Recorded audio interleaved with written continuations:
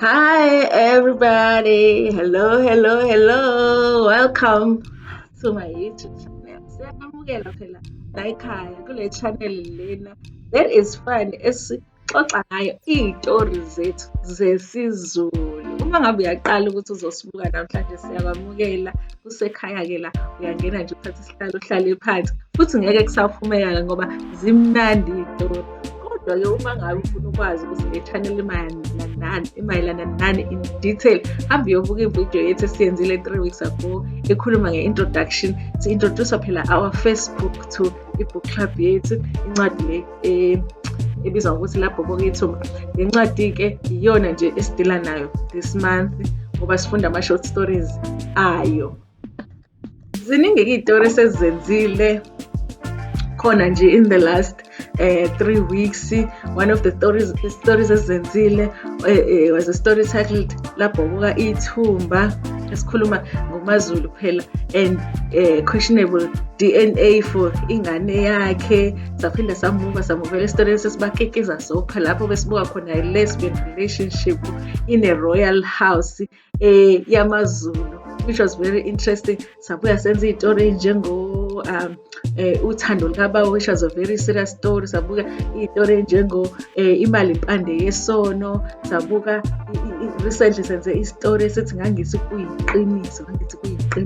So nje kuningi esesikwenzile. Hamba nje uyibuke zonke iy'tori. Uma ufuna ukukhomenta kuma-video, yiya nje kwi-section yama-comments la ngezansi ufike ucomment. Ningakhohlwa phela even nani enibuya njalo nizowabuka ama-video. It does a lot for my videos on YouTube. If after sekubukele i-video uthi like, ngisho kuthiwa nje uvele wapressa u-like before uyibuke i-movie, it does a lot for me as a YouTuber. So i-supporteni nje ngiya-appreciate kakhulu. I have 48 subscribers right now. Appreciate my 48 subscribers. Can we get to 50, guys? I'm sure each of you have 2 friends somewhere that you can share this video with. Soon we'll have 100 subscribers, who knows. But I appreciate some subscribers. I appreciate abantu who are watching my stories on a daily basis, on a weekly basis. People who are giving me feedback. Abantu kuyibona ukuthi noma ngingakaphosti babuze ukuthi kanti when is the next story coming. Abanye bekhala ukuthi bayaphuthela ngoba iy'tori zenzeka kanjalo, and abanawo ama-data. Don't worry. Don't worry, iy'tori azindawo zihleli. So at any time nje nami onendawo ene-Wi-Fi-ke ngasibuka isitori sami. Nanokuthi-ke i-channel yethu, guys, it's not more about watching, it's more about listening. So even if kuthiwa awuboni, uyakwazi ukuthi plug your phone in, go on YouTube, plug it on your car, ulalele isitori sami through Bluetooth. Uyabona nje noma uthi mhlawumbe usendlini uyasebenza ubhizi ushona le, you don't have to watch me, you can just listen to a story. So ziningi iy'khathi ongalalela ngazo isitori. So namhlanje-ke senza ividiyo ebaluleke kakhulu, which is a note to the writer. Laba abasha i-note to the writer suke sesinika iy'ncomo phela kumbhali wethu. Namhlanje nje uzibuyile Gabayi, umbhali wethu usibhalele le story esi-powerful kakhulu that all of us nje njengamaZulu we can relate, ngoba oma bethu basikhulise ngomthandazo. Noma ngabe usonta kuphi wakho, kodwa nje omama abaningi basikhulise ngomthandazo. So mina ngikwazile ukurelate nje kakhulu kulesi story. So kubalulekile-ke balaleli bami ukuthi ama-notes to the writer niwabuke ngoba phela i-story ngisuke ngidlulisa umyalezo we-writer njengoba unjalo nje ukuthi this is the story, this is the beginning, and this is the end of the story. Bese-ke i-notes to the writer yila ngisuke sengifaka khona my thoughts on it, and if kukhona abantu abakhomentile or abangikhontaktile basho izinto ey'thile ey'vukile kubona nge-story bese ngikhuluma ngalezo zinto. So sesikhuluma, we relate it more to reality manje-ke sesithi how does this story relate to us, relate to our lives, relate to the things we see on the news or read about on the paper or on Facebook. Is it relevant na? Was it able, umbhali ukwazile yini ukusithatha sibeke endaweni siyibone le ndawo abethi sibeka kuyona? Abadlali bakhe uba-introduce kanjani? Uthi uma ba-introduce siyaba-understand-a noma siba-understand. Yibaphi ama-question esinawo ukuze phela ne-writer mhla ayibona ngoba amagama abo ngiyawafaka kwi-title. So one day uyokwazi ukuthi abone ukuthi incwadi yakhe was reviewed. Bese eyabona ukuthi there was a note eyenziwa to them. Mhlampe naye athole that feedback. Mhlampe one day bayosinika ama-answers for these questions esinawo kule yitori. So-ke i-Notes to the Writer-ke namhlanje isitori sethu besithi Umkhuleko Unamandla. So-ke le story lesi sithinte i-issue enkulu kakhulu kubantu abasebancane engifuna ukukhuluma ngayo.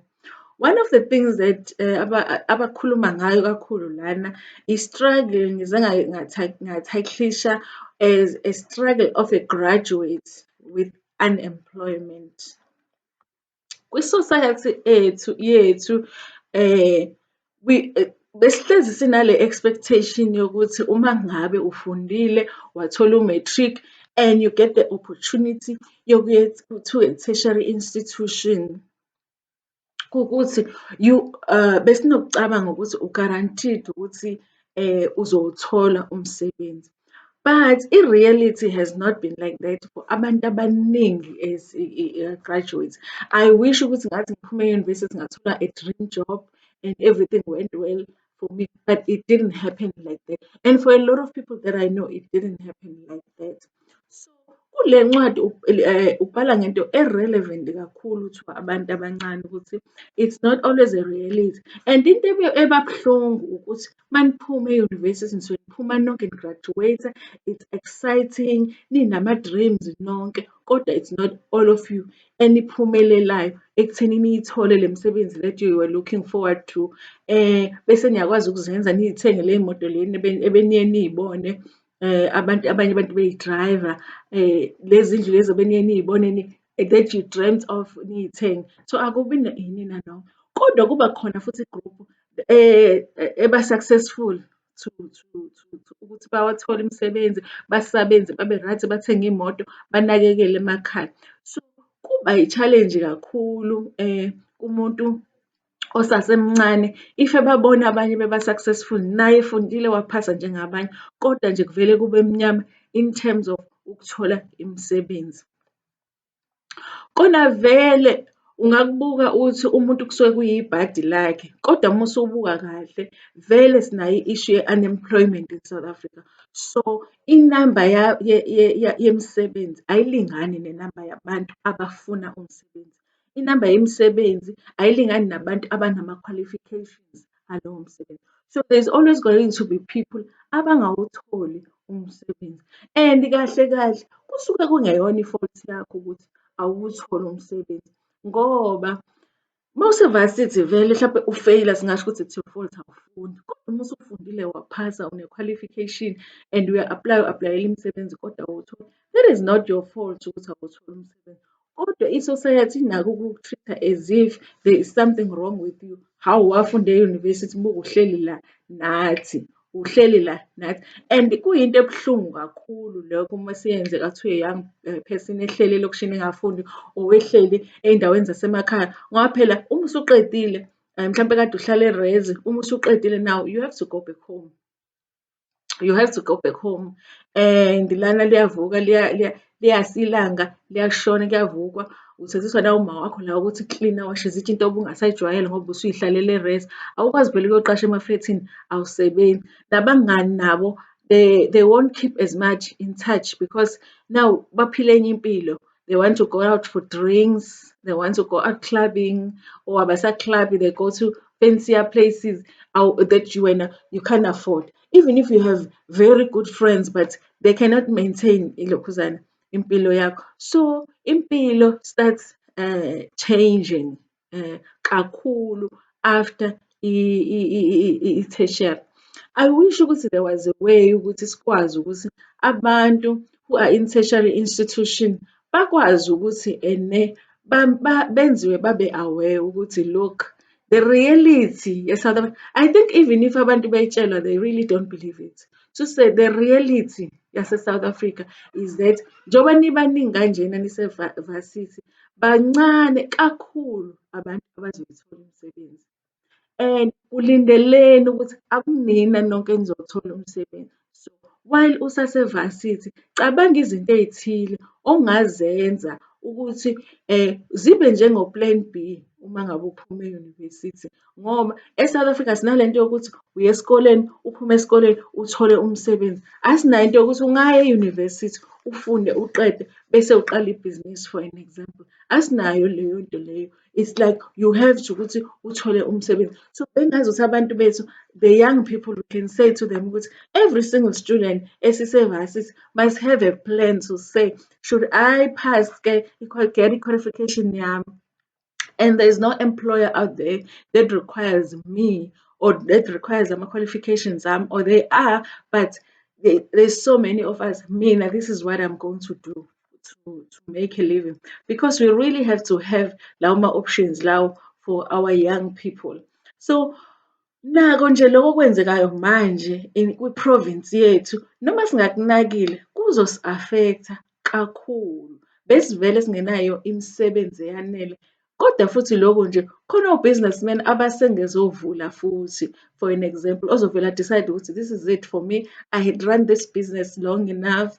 I made enough money. I don't want to invest my money now in reopening my business. Mhlawumbe i-insurance akanayo for a business. Like he's just going to decide, you know what, I'm not going to reopen this business. I'm just going to take imali yami from my savings, ngizihambele ngiye overseas and enjoy life with my family. And then in that situation, what happens to abantu abebeqashiwe labo? What happens to umuntu last month who went to an interview kuleyo company and was offered a job? Do you think ukuthi they are still going to call that person to say come and start? Njoba nje kuzophela uJuly, mhlambe kuthiwa uzoqala ngo-August. Do you think that person will still be called in ukuthi azoqala ngo-August? Mancane kakhulu ama-chances. There are so many jobs a-advertise-iwe, abe-advertise-iwe ngoJuni or July, bebebhizi abantu ngama-interviews, and then kwenzeka yonke lento lena, and then bazothi everything on hold because we don't even know ukuthi business lethu how it will be doing next month. So besivele sinama-issues esinawo when it comes to employment. Now it's like accelerated because of the things that are happening in the world. So ama-students ethu, iy'ngane zethu ey'ncane ey'funda, have to know ukuthi kunawo amanye ama-options okuthi ucabange business ideas. Kahle kahle akuseyona i-option, sekuwukuthi uyafoseleka ukuthi cabanga something that you will do in case ungayitholi i-employment. I was saying to umntanami izolo ukuthi, you know what, you guys have to start thinking about looking for opportunities abroad as early as possible. Look at grade 11, and I was like, you have to think about looking for opportunities abroad, because eSouth Africa, ama-chances aya ngokuya ayancipha. And she was like, usho ukuthini ma, like ngicabanga ukuyofunda abroad. And I was like, even ukufunda abroad, it's not an issue. If you can go and study abroad, you should consider it. If you can even go and work abroad, because ama-opportunities ngiyawabona ukuthi ayevele nje nathi si-struggle-isha ukuthola imisebenzi. So for bona it looks like kuzoba worse. We are hopeful, but we have to be realistic. Njengamanje it doesn't look good. So even lana encwadini, umbhali uyabhala ngale character lena ukuthi u-frustrated, 5 years after varsity, guys, not getting a job. It's not easy. And a lot of the times iy'ngane ey'funda emavasithi zifunda ngabo-NSFAS, zifunda ngama-bursaries. So mabesevasithi impilo is comfortable because they're getting ama-allowances, they're able to buy themselves food, ay'thengela impahla nasekhaya, they don't have to worry much about them because ama-funders, they're taking care of them. But once waqeda isikole, phela i-funder is funding other people abafuna ukufunda, akasafandi wena. So impilo ngempela iyashintsha kakhulu. A lot of the students akathi graduate, akathi complete qualification ngoDisemba abethola umsebenzi ukuthi aqale ngoJanuary. It's very few qualifications where my students have sponsors aba-offera lokho. So nje kuyi-challenge. So uyambona esekhaya and living with uma wakhe for 5 years engasebenzi, ukuthi really honestly it's all reasons zokuthi umuntu they go into i-depression. So Yes, as families, we need to be aware of these things. Ukuthi la bantu uma bebuya from esikoleni, and nathi singabafaki under pressure because khona le nto lena yokuthi usebenza nini uma ufunda, abantu abakubelesela ngayo uma ngabe usuqeda ukufunda, as if ngathi ufundiswe yibona. Even iy'hlobo ey'ngakunaki ziyakunaka ngaleso sikhathi uma ungasebenzi. Ziyakunaka nje, kanti usebenza nini? Usungawuthola nje umsebenzi, hheyi yeka. Ziyakunaka, omakhelwane bayakunaka, uyabo leyo nto. So nje asikunake as a society and as families ukuthi kusuke kuyisikhathi esibanika i-pressure kakhulu uma bephuma e-varsity because really ideally nabo they would like ukuthi baphume e-varsity bathole imisebenzi and move on with their lives. But life doesn't always work that way. But also sithole iy'ndlela zokubenza babe aware ukuthi look, yes, ideally we are praying for you to be successful, uphase uthole umsebenzi, but we reality is it might not be. So what are we gonna do so that we encourage them to look at other options? Siyambona-ke lana naye uJabu ukuthi instead of just sitting at home, because yes, he's going through a lot of stress. I don't know if I could say ukuthi he's depressed, even though I did worry ngenkathi evuka ebusuku ekhala ebusuku in the middle of the night. So angazi noma ngingasho ukuthi he's going through depression, but he's really trying ukuthi avuke and do things even in his community. Yona le community esho izinto ey'negative about ukuba sekhaya kwakhe nokungasebenzi kwakhe, but he's trying ukuthi avuke and participate. Ukwi-soccer team yendawo uyadlala and he gives his best vele. And to be in that situation and still be able to participate like that ey'ntweni ezenzekayo endaweni, I commend him kakhulu ukuthi akwazi ukuthi enze njalo. Buka nje ukuthi i-opportunity yakhe igcine iqhamuka ebholeni. Had he stayed at home, because abanye uma kwenzeka iy'nto ezinjalo they just lock themselves away from ilokhuzana, from everybody. Umuntu avele angakhulumisi muntu ngoku-depressed or whatever. Had he done that, he wouldn't have gone and played soccer, and iy'khulu lezi ze-soccer wouldn't have seen him and wouldn't have offered him what they end up offering him. So I commend him ukuthi even though life was hard and it was challenging, but he still woke up and did something with his life. Bese ngifuna ukukhuluma futhi ngala abantu who are negative voices ey'mpilweni zethu. A lot of the times khona abantu abathanda ukuthi bakukhumbuze about your failures, bakukhumbuze about your shortcomings, you know.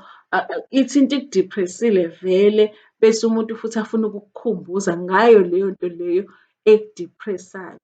And unfortunately, ngingasho ngithi mina, if someone is like that empilweni yakho, walk away from that person, ukhiphe empilweni yakho umuntu. Kodwa there are times when abantu abanjalo are not, we do not have an option. For an example, if uma wakhe umuntu o-negative, they are still your mother and usahleli ekhaya, and if bengakuniki like positive affirmations nge-situation yakho, you're going to have to hear that every day. Or awunayo i-choice, awukwazi ukuthi hhayi ma, I'm walking away from this relationship, you can't isekhaya. It's our neighbors, it's abantu esisebenza nabo emsebenzini. There's always that person ofilayo ukuthi lona akayona i-positive influence. I wish ukuthi if I had a choice I could remove them from my life. Baye bathi abantu get rid of toxic people. Some toxic people we really do not have a choice but to keep in our lives. And it's very hard to deal with ama-voices. Abantu bazokubuza ukuthi uyithenga nini imoto as if they know your payslip. Uyithenga nini kanti uyithenga nini imoto, kanti ushada nini, kanti uyithenga nini, usunawo nje umuzi. You know, those things as a society, we need to learn to refrain from such things because a lot of the times asazi izinto ezenzekayo in people's lives. And also sifanele sikwenze kube normal in our society ukuthi umuntu enze nje i-choice yokuthi no, mina I'm gonna work but I'm not gonna buy a car right now. These are the things that I'm going to do. Enze something different.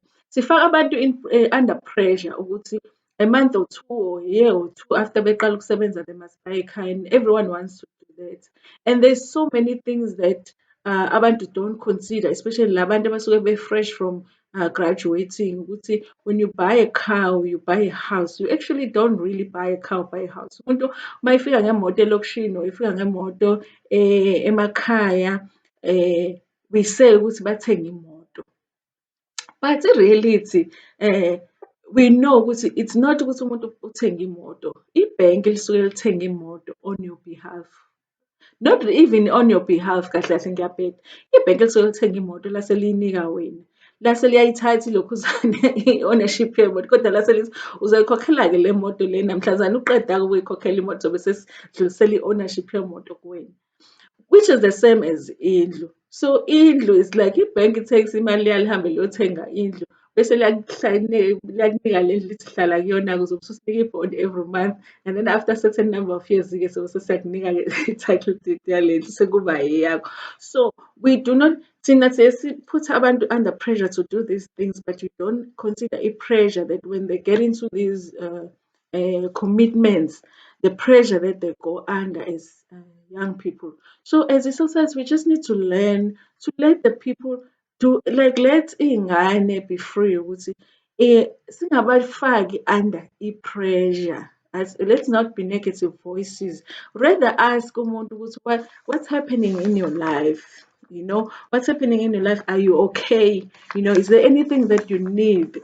You know, abantu that have done it, that have bought houses, abathengile imoto, bathenga izindlu, instead ukuthi ufake under pressure ukuthi wena wathenga indlu after 2 months uqeda ukusebenza, offer ilokhuzana i-advise. You know what, mase uyithenga indlu, come and talk to me, mina ngizokunika ama-tips ukuthi what are the things that you should look for kulawo ma-contract lawo. Sisizane as abantu abamnyama. Uma uthenga imoto, these are the things that you should look for. This is how you look at your budget to see ukuthi imoto iyayiphi installment that you can afford. Wozokhuluma nami because mina I've made mistakes in my life. So these are the things ongazenza ukuthi ungenzi ama-mistakes engiwenzile. Izona zinto lezo that we're supposed to do to help our young people in our society, instead of just putting them under pressure all the time ukuthi bafane nabanye abantu who are young. Kufanele sibe free to say ukuthi if you're not ready to do something, don't do something. Siba-support-e futhi if they are in that situation where they have graduated but they have not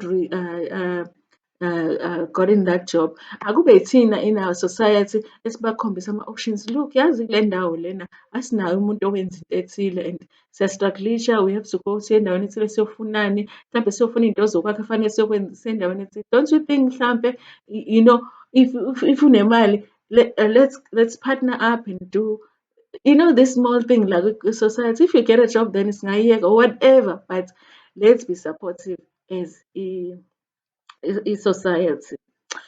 So kuningi nje izinto ezi-relatable when it comes to this character. But also I want to talk about indaba yomthandazo. Angazi ngabanye abantu, but whether you're a Christian or not, or whether you believe in prayer or not, but there's something different about a prayer yomzali. You know, there are times when I feel like impilo yami is hard, but if I go home to be next to my mother, that feeling that everything becomes better. And if she prays on a situation in my life or something's going on with ingane yami, if ethandazile nje ngiyangifeel ngathi kuya-reliever lokho. And kufanele sifunde as a society ukuthi and siyekelane ukuthi umuntu abhilive kuloko abhiliva kukona and not criticize ama-beliefs abantu, because khona lento yokuthi impilo vele it's already hard. Impilo it's already hard. And for all of us, we're trying to find ways to make impilo livable. You know what I mean? And part of that, that's what religion is. What works for me? What makes me impilo yami ukuthi ibe easier, ibe bearable? And if for some people it's prayer, let people pray. You know, if for other people ukuthi bashaye iy'gubhu bagide nezangoma, let them do that. If other people bafuna ukuya ekuphakemeni bagide, like abantu basephakemeni, let them do that. Life is hard enough without us trying to challenge each other ukuthi no, your religion is what, inkolelo yakho injani. If ngifuna ukushisa impepho, let me do that. Let me shisa lo mpepho so that I can feel ukuthi life is bearable. I can move on with my life, because impilo inzima already without us trying to challenge each other. Ngapha nangapha nangapha nangapha. If ngifuna ukuthandaza, let me pray. If ngifuna ukudlala umculo wegospel, let me do that. Singajajani, because amukho kwaziwa ama-answers ngempilo. Silethiwe nje lana, and at every corner we are thrown with challenges. Every corner you turn. And impilo, the way impilo is designed is that when you go through a challenge that you think is the biggest challenge empilweni yakho, ufile ukuthi yabona-ke la, kufanele ngabe ngifile, but ngadlula. Into efanele uyenze ukuthi elandela i-challenge, you must know ukuthi izoba nkulu more than le edlulile. So it's very important ukuthi sibe nama-tools athile esaziyo ukuthi uma sesifika kuleyo ma-challenges, enze i-challenge ibe bearable, enze sikwazi ukuthi sidlule kulawo ma-challenges. Singabe sesicabanga izinto ey'njengokuy'bulala or any kind of ukuthi sizihame in any way because seku-too much. If it's reading a book, read a book. If ukumeditate, meditate. If ukugijima, abantu abathanda ukujima, like run, keep stress, that's what you must do. Whatever, if it's drinking, sometimes I feel like drinking a rooibos tea, and ngizwe ngathi it calms me down, do that. And amukho umuntu ofanele ngabe athi kumina ukuphuza that rooibos tea doesn't work ngoba kuyasebenza kumina. So kubalulekile ukuthi simukele ukuthi asibelieve ey'ntweni ey'fanayo, and all of us vele i-purpose iyodwa ukuthi senze impilo ibe bearable somehow. So wonke umuntu kufanele ayeke ukuthi azenze lezo zinto ezenza ukuthi impilo ibe bearable. Sengikhulume kakhulu, kodwa ngangakhuluma ngale nto ukuthi phela le ndaba lena ibibhalwe eMzinyathi. Ibibhalwe eMzinyathi. Zibuyile, thank you so much ukuthi uphakamise indawo yaseMzinyathi. Yazi ngiyafisa ukuthi kodwa ukuthi angazi noma uhlala eMzinyathini. Ngiyafisa ukuthi ngabe umentionile ama-landmarks ethu eMzinyathi, so abantu mabevakasha eMzinyathi they can know where to go. Iy'ndawo zethu esiy'thatha njengey'ndawo ey'balulekile kakhulu eMzinyathi. I wish ukuthi you had touched here and there, mhlawumbe lapha eGroundini koNkosi njengendawo. It's almost central laphayana for everyone. Uma uhlala eMzinyathi kufanele ukwazi koNkosi. Uma uthi awukwazi koNkosi, hawu yena waseMzinyathi. You know, e-clinic koNkosi mhlawumbe I wish ukuthi uke wathi ukuthi clinic koNkosi iy'ndawo komakethe kanjena kaMakhalama, mhlawumbe one of those places nje uyimenshine. Ngiyazi ukuthi ubungeke ukwazi ukuthi ufake yonke into, mhlawumbe kube nje uke wayichaza indawo yaseMzinyathi kancane nje ukuchazela abantu ngayo, usho nokuthi phela laphayana eMzinyathi siphethwe inkosi yethu laphayana uBabungcobo, nokuthi nje izinto nje ezenzekayo lapha emaqadeni kube uke wathi ukuyiphatha, mhlawumbe waphatha mhlawumbe induna eyodwa or two. Just ukuthi phela eMzinyathi. So I wish ukuthi ubuzenzile indawo enjalo, kodwa siyabonga kakhulu ukuthi size umenshine sesifunda iy'ncwadi kubhalwa ngakoMashu, kubhalwa ngakoNtuzo, kodwa nje ukuze ukuthi indawo yaseMzinyathi nakoNdodo ngifunda iy'ncwadi babhala ngeNdodo, kodwa nje ukubhala ngaseMzinyathi. By the way guys, uMzinyathi. Mawuthi ngihlala eNdodo kahle kahle, no, Ndodo le uMzinyathi nala. So thank you so much Siyabonga incwadi yakho. I hope ukuthi khona ezinye iy'ncwadi oyibhalile, ngisayifuna iy'ncwadi la online to see ukuthi ababhali bami laba sebesibhalele iy'ncwadi khona yini iy'ncwadi ezinye abayibhalile. I'm struggling to find them, so hopefully one day sobamitha wonke lama-writers asitshele ngey'ncwadi zabo ezinye abayibhalile. Ngiyabonga kakhulu-ke balaleli bami ukuthi nilalele the notes to the writer. I hope ukuthi nibe nawo ama-questions phela kuma-comments, nibe nawo futhi ama-suggestions engingaba nawo. Ama-video ami do not have to be about i-story esithile encwadini. Ama-thoughts ngingawenza uma ngabe nje ninginika i-topic engifuna ngikhulume ngayo. Thank you so much. Ngizophinda futhi nginike enye video-ke. Istory esilandelayo I recommend ukuthi sibuke ney'ngane zakho ezama-teenage. Please watch them because it's very important. Kunezinto ey'thile kufanele bazazi kulesi sikhathi esinzima esiphila kusona. So make sure to watch with your teenagers. Younger kids maybe not. So 13 upwards ngicela ukuthi basibukele istory esilandelayo. Thank you so much for watching my video. Ngithanda kakhulu.